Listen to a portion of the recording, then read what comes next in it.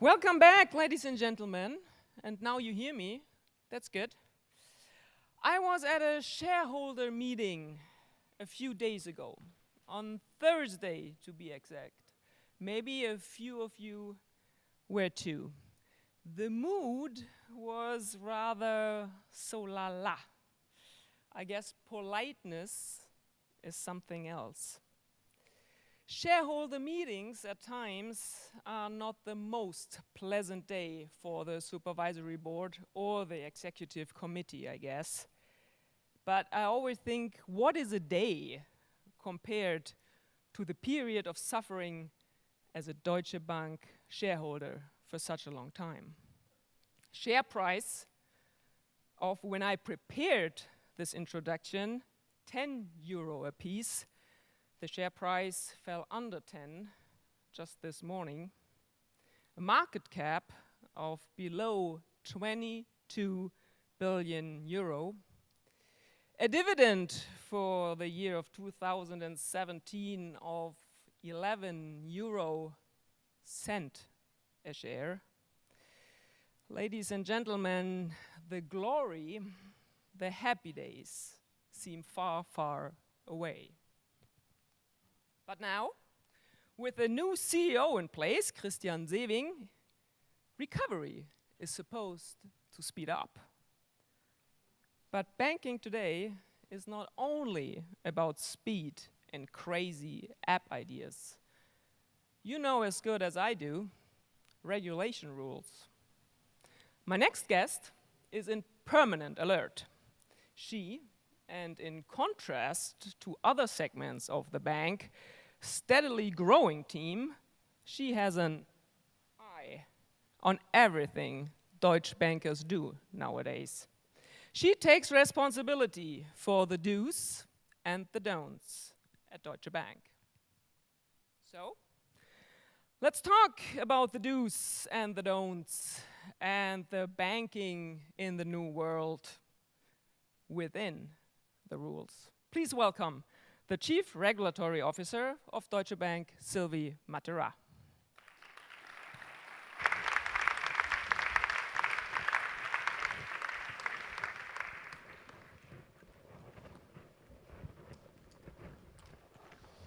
Thank you. Thanks for joining us today, Mrs. Matera. The annual shareholder meeting wasn't really a joy, I would assume. Is the criticism still justified, in your opinion? Well, first of all, is it working? It is. It is working. Well, first of all, I told you Louder? it does not work. It works, but it has to be louder, I think. Louder, please. Okay. Thank you. It does work now? Better? No? Yes? Okay. So first of all, I must say that when we met before this presentation, you asked me whether I read the question, and I said, well, yes, I read it, but all the time the journalists change, so maybe I don't take too much time to read it. But there was one thing that I was not aware was your introduction, so it came as quite a tough introduction, but thank you for that. So how was the shareholder meeting for you? Is the criticism still satisfied? Well, in fact, the shareholder meeting is an important day for all of us and for the whole management board and supervisory board, because it's a day where we meet face-to-face our main shareholders. So, of course, it's a very important date, and it's also important for us to understand the feedback. And in that specific day, yes, indeed, the frustration. But believe me, I mean, the frustration that we heard in the room is also shared by us, members of the management board. I mean, in fact, we would much prefer that the new strategy of the bank will be implemented quicker, that we see positive output quicker. And indeed, so I wouldn't say it was it was a tough day, but it was really something that we have to welcome.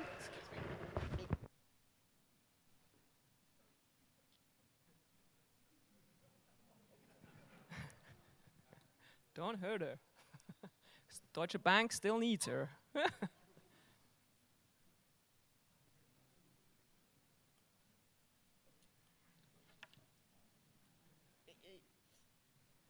that okay?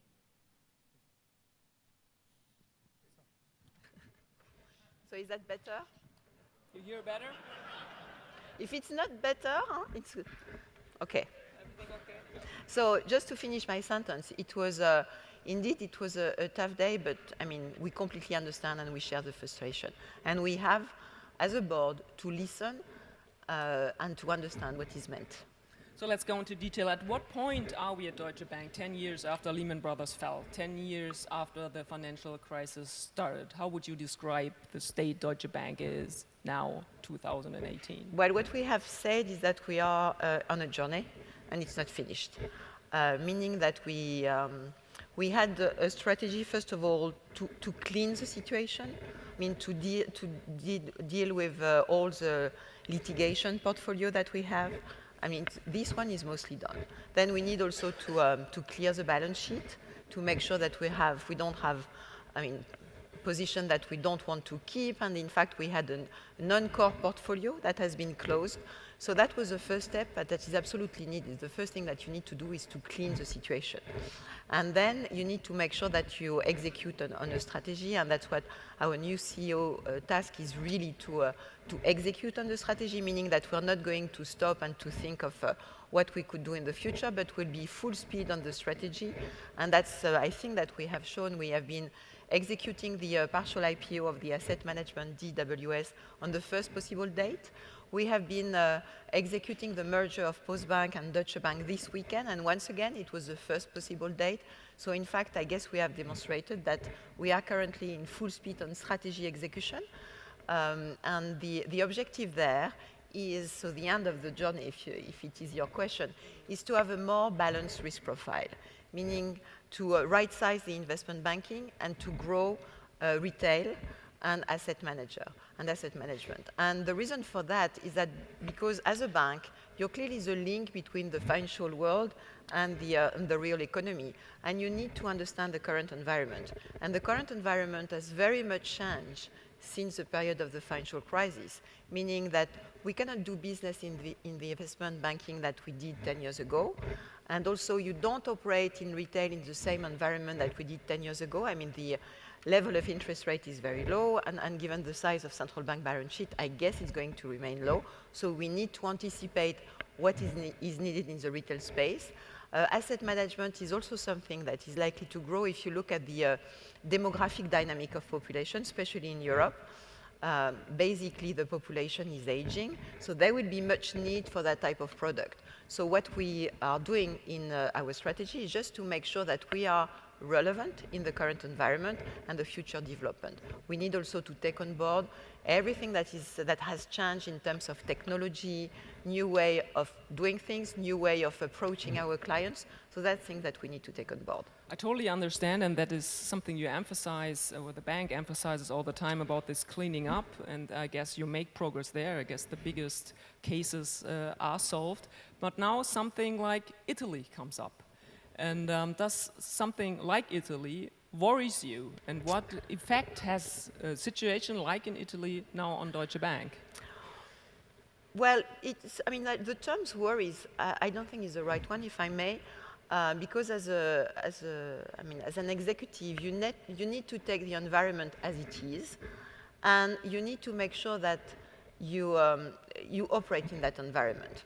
I mean, there's nothing that we can do as a bank to change the Italian situation. As individual and as bank, we can feel sorry about it. We can be convinced, and I am convinced, that we need more euro rather than less Europe.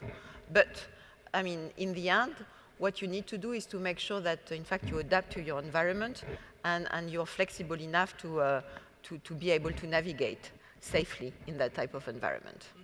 But whatever outcome is now, if there's a new election or whatever is coming up, do you have like big business in Italy or something? If something like would collapse or anything, would affect the bank in a way that there will be maybe worries?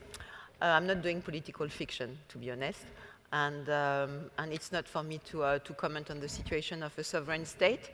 And once again, in fact, as a bank, what we need to do is to, as mentioned already, look at the environment, assess the risk that are coming with that environment, and make sure we can manage it properly. So in fact, what we do, and it's in our day-to-day business, is to look at all the risks we are facing and make sure that not only we are able to manage them, but also we stress them in order to make sure that we can anticipate if there is some situation. So financial crisis like the one we had, or the ones we are ahead of even, are those necessary, or was the financial crisis necessary to get Deutsche Bank back on track? Well, I mean, first of all, you can't say that the financial crisis is necessary. I mean, it's true that if you look at from Sort of a cleaning up, maybe, you know, for Well, misdevelopments. if you look at the from a statistical perspective, I mean, the economy is cyclical. So crises came back from time to time. But there is I mean, a kind of difference to say they come back because from a statistical perspective you realize that, and then saying that it's a good thing. What you need to do is to take everything and to turn it to an asset. And I think that's what the financial industry did with the crisis. And in fact, if you look at the financial industry, and us are not exception in that field, since 10 years we have been really increasing the safety of individual banks. If you take only the level of capital, I mean, in the industry it has more than doubled. And it's really, I mean, that's very important for the safety of the financial system. If you take liquidity, and I thought that there was really a weak point of the financial industry situation before the crisis, because everybody thought that liquidity was free. And in fact, what we learned during that time is that liquidity was not free, and in fact, it's very important to be really liquid. I mean, usually you don't die because you don't have enough capital. You die because you don't have liquidity. So there is a huge awareness that has been happening since the crisis on liquidity. And if you take our situation, for example, but it's not exception from the other large banks. We do have daily liquidity buffer that are huge. I mean, in our case, it's more than 250 billion a day. And can you imagine, every day you go back to the European Central Bank, you leave your billion there, and then the next day you get a little less because of the interest rate. So that's the situation we are currently facing, not only us, I mean, to be honest, all large European banks. That's the same in Asia. It's not exactly the same in the US because the interest rate environment has been changing a little faster than it has been done in Europe. So in fact, that's the best thing about the crisis is that now we are much safer than we were 10 years ago. So would that mean is that for the whole financial market, it is much safer than it was before? So was the crisis necessary for the whole financial market then to get back on track? Well, it's certainly, as I told you, I mean, you need to take that as an asset. And in fact, the fact that we increase the liquidity buffer, capital buffer is certainly a good thing. What we also realize, and it's something that is not completely finalized yet, is all the regulation that is related to conduct related customer protection and things like that, which is really quite expensive and complicated to put in place because unlikely from the main prudential regulation I just mentioned, capital and liquidity, those conduct rules are national, meaning that they are different from country to country. And when you are a large international bank like us, in fact, you need to make sure that you understand the environment in which you operate everywhere to make sure that you're compliant there. You talked about the journey you're traveling. Would you say all risks are eliminated now? You're a risk-free bank? Well, I don't know whether there is a risk-free bank. You know that, I mean, if you don't take any risk, you don't make any money, and you don't make any profit. And return is a price of risk. So I would think that, in fact, one of our main problems now is that you should be careful that banks don't become risk-adverse after the crisis. So it's not about not taking risk, because our job is to take risk. That's where we are helpful for the economy. That's where our value added is. We need to take risk. But first of all, we need to understand them, and we need to manage them. So in fact, there is a huge development since some years of the what we call risk appetite. You need to be very clear in all type of all entities within the bank that you have a proper risk appetite, and that your risk appetite is commensurate with the control you have and with the protection you have in terms of capital, liquidity, and all the others buffers. You talked about the risk, and I understand that risk is probably something like a natural companion of, Yes. of a bank. Indeed. But what kind of risk would Deutsche Bank of today not take anymore? Well, there is, I was mentioning the risk appetite. What we don't want to take is risks which are outside our risk appetite. So take things that are really grown very much in the past, like anti-financial crime, for example. I mean, we have no appetite to do a business that will not be safe from that type of risk, or from something that was very high on the newspapers recently, on sanction and embargo. We have zero appetite to take some risk in that space. What kind of instruments do you have to measure this appetite, or to say, okay, here we can have appetite and here we better don't have any appetite? So what instruments do you have to avoid the risk taking of, let's say, yesterday? In fact, to determine your risk appetite is a management decision, but it has to be done by each of the business. And they need to realize, to understand what is their own appetite, and we as manager need to make sure that it is commensurate, once again, with the control that we are able to measure this risk taking, and that we are able to protect the banks against it. So it's really a question to have a proportion between risk and control. And once again, the objective is not to take risk anymore, because the job of a bank is to take and manage risk. How sure are you, though, that the fallback in former times is not possible anymore?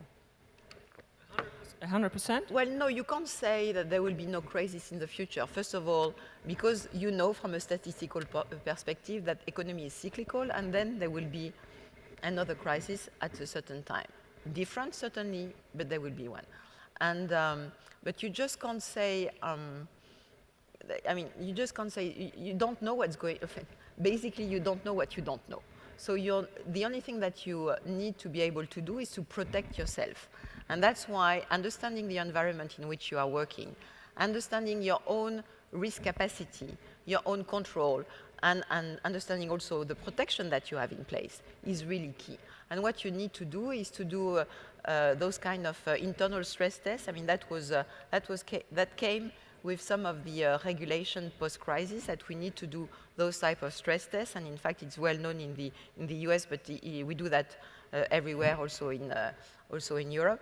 And in fact, it's a new way of, it's a new supervisory tool, but I think it's more useful for us from a risk management perspective. Because indeed, you have the current situation, but you need already to anticipate what will happen if the situation deteriorates, and what will be your reaction. So that's the type of thing that we are daily doing. You have a very impressive track record at the Banque de France. You were at the other side of the table for quite a few years, setting out regulation rules. From your perspective, having both sides of the table, is regulation too tight in Europe right now? Well, I wouldn't say so. First of all, I think it's very useful to have been sitting on the two sides, because you really understand. And I know there is, it's always sometimes difficult to put that in practice, but I think it's absolutely useful. I wouldn't say it's too tight. What is important is to have, first of all, a global perspective of the regulation, and then a dynamic perspective. When I mean a global perspective, that's basically when you are, and I know that by experience, when you are in charge of a specific regulation, let's take you are responsible of liquidity regulation, you know everything about yours, but you don't know some other regulation that may have an impact on yours. And if you take liquidity and leverage, for example, that's on liquidity, you need to have very liquid instrument, which in terms of risk, beyond no risk, like cash or German bonds, so you need to have that in order to make sure that you can be very liquid, and if you have an issue, you can sell some of the products easily.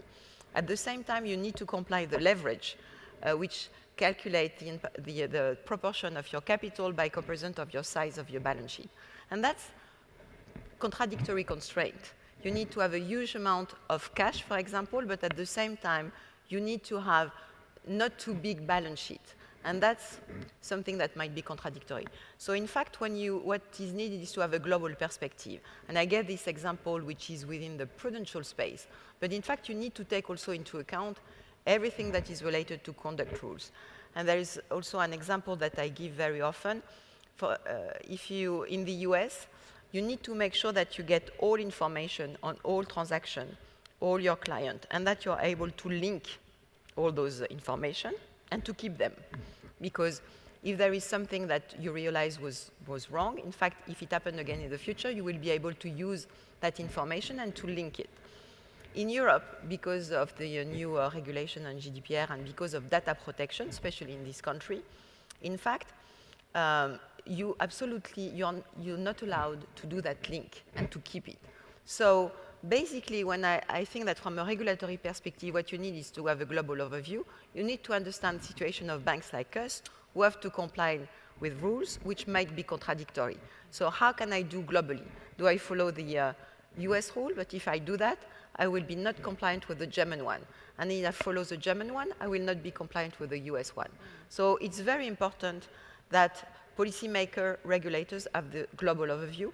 And they need also to have a dynamic perspective, meaning they need to understand what will be the consequences of some of those rules. I mean, I give you another example. There was some very strict rules in terms of knowing your customers and knowing the customer of your customers. And the objective of that was really well-funded. It was just to make sure that you don't deal with people you wouldn't like to deal because of anti-money laundering purposes. Sorry. But to know the customer of your customer is just impossible. So in fact, what we did as a bank, and not only us, I mean, all banks did the same. In fact, we began to trade only with the banks who we know have the same type of controls and that we have in our banks. So that means that you end up not dealing with some banks, not just because they are not good, but because you just don't know them. So in fact, you end up dealing between a limited circle of banks that know each other, and that's non-intended consequences of that type of rule. But that needs to be understood. So the dynamic perspective is very important, and I mean, on everything you can have this some example. I mean, if you put too much capital on mortgages, then it will be too complicated to give mortgages to our clients. So it's not that regulation went too far, it's just that at one time you need to step back to have a global perspective and also a dynamic perspective. Well, talking about globally and dynamic perspective, I mean, when you look at the US, it's a pretty dynamic regulation there, I guess, when you look at Trump just pulling back some of the regulation rules. So I guess level playing field is far, far away. I wouldn't say so. In fact, we are operating in the US as well. And I would not expect some deregulation. I would expect maybe less rigid implementation of some of the rules. And if you take something like the Dodd-Frank, Volcker, very restrictive and very detailed rules. So I guess what I expect, in fact, we have begun to see that it's more soft, I mean, not soft, but more light implementation. So more leeway in the implementation. Just make sure that you don't tick the box, but you really understand what you expect the bank to do from a risk perspective. And I think that's good. So I wouldn't say there is an impact in terms of regulation at this stage. I guess it's more in terms of implementation. But I mean, the competitors in the US, they are way better off. Yes, Why but for is that? different reasons. Well, for different reasons. I guess, first of all, they did all the exercise that was mentioning at the beginning with clean balance sheet, adapt the strategy. They did that earlier than we did. Also, dealing with the legacy issue, they also deal with that earlier than we did. And it's just because we didn't want to speed up. I mean, in that specific case, it's just because there was, a kind, not a queue, but in fact, it was dealt with the US bank first, and the European bank came after. So the first thing that they did their homework earlier than we did. Then they also are sitting on a market which is much more profitable than we are. If you look at retail banking in US, it's very profitable. And customers there are used to pay for things that in Europe we think it's a kind of utilities. I mean, in the US you pay for everything. The current account, the credit card, I mean, everything you do, you pay. And people think it's normal. I mean, in Europe it's more complicated, and we don't have a fee structure that is as large as it is in the US. So the foundation in terms of profitability is larger in the US than it is for us in Europe. And I guess that's certainly one of the reasons why they are doing much better than we are. Regulation and digitalization, among other topics, are the major construction sites within the banks nowadays. Maybe it's kind of funny to ask you that, but does regulation take up too much manpower and money, which can be used for future topics like digitalization? So do you have to fight over money with your digital colleagues who would like to develop the bank even more, but you have a finger on it? It's not a question of arbitrage. I think that we have to improve the controls, so that's my space. But at the same time, we need to be prepared for the future, and it's absolutely important to do the investment that are needed in that space, because otherwise you will not be able to be competitive in the future. So I would, I mean, it's very, and we are completely aware of that as the board of Deutsche Bank, that we need to preserve the investment that need to be made in that space, and that's what we are currently doing, in order to make sure, because otherwise you're not going to be competitive anymore in the future. And in fact, the investment that you can make in that space will enable you to be more efficient and to save some of the manpower you were referring to of nowadays.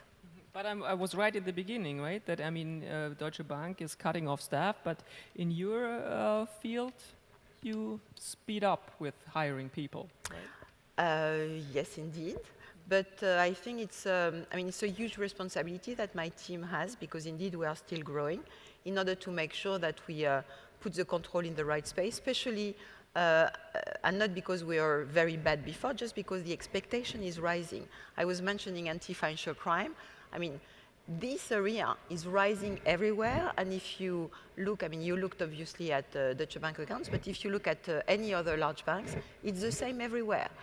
That area is growing everywhere, just because we cannot do otherwise. We absolutely need to make sure that we are compliant and that we are doing our activity in a safe environment and being compliant with all those new regulations. At the same time, maybe you have checked that also, IT is also growing, because we absolutely need to make investment for the future. And also, if as soon as the investment in IT will be completely operational, I will be also able to automate more of my business. For example, everybody speaks about artificial intelligence. We are not yet there, but we need to invest in that type of technology. And I guess before artificial intelligence, we're going to have machine learning. And in fact, we are using currently machine learning, because that's something that is developing quite well and can be used, because everybody needs to be aware that we have to check all transactions that are going through our pipelines, all trades, to make sure that in fact it's completely safe. And for that type of things, something like machine learning is very useful. But talking about artificial intelligence, we're going to have a panel on that just later on. I mean, Amazon, Google, Alibaba, they all have this artificial intelligence, and people say it's just a matter of time once they start having their own banking business, maybe. Do you think there's a level playing field when it comes to regulation of maybe the small fintechs, but especially those big players? We are not exactly doing the same type of activities, to be honest. And I see that as a more complementary. In fact, when you look at all those firms that you were mentioning, they operate in some space in the financial sector, but not all of it. For example, if you buy something online, then you are going to be asked to pay with a credit card. And the reason why it is safe is because the bank who gave you the credit card made all the check. I mean, the bank know who you are, know that you're safe, and then otherwise they don't allow you to have a credit card. So in fact, it's a kind of a complement within the financial space. What everybody says, same risk, same regulation, and I fully agree with that. Currently, we don't do exactly the same thing, but as soon as they will enter, and they began to do so already, enter the financial space, yes, indeed, they should be submitted to the same type of rules. And, but we also need to take regulation as an opportunity. And for example, in the regulation on payment services, the Payment Services Directive number 2, allowed us to provide, to propose to our client a new services with IATA, and that was a direct competitor of what those fintechs can do. So we can also be competitive in that space. We just need to understand those new regulations quite well and try to understand its impact on the business and to see how we can use it in a positive way. That's what we did with PSD2, and I think it was a really great achievement for the bank. And how could like reg tax or things like that speed up and help you in your apartment? Is that a topic for Deutsche Bank in your department? Yes, we work with them. We work with them. So makes things easier. Time is up of this power talk. I have a very last question. We started out with this rather unpleasant shareholder meeting. For the preparation of this event and when I read about your biography, I wondered, why in the world does someone leave this high respected Banque de France, putting herself into a struggling company like Deutsche Bank? Well, in fact, when I was asked this question at the beginning of my move, to be honest, I say, well, I just changed a job just to do the same because I liked it. And what I did when I was in the public space was negotiating those new rules. And I think that was completely logical to try to implement it in the real world.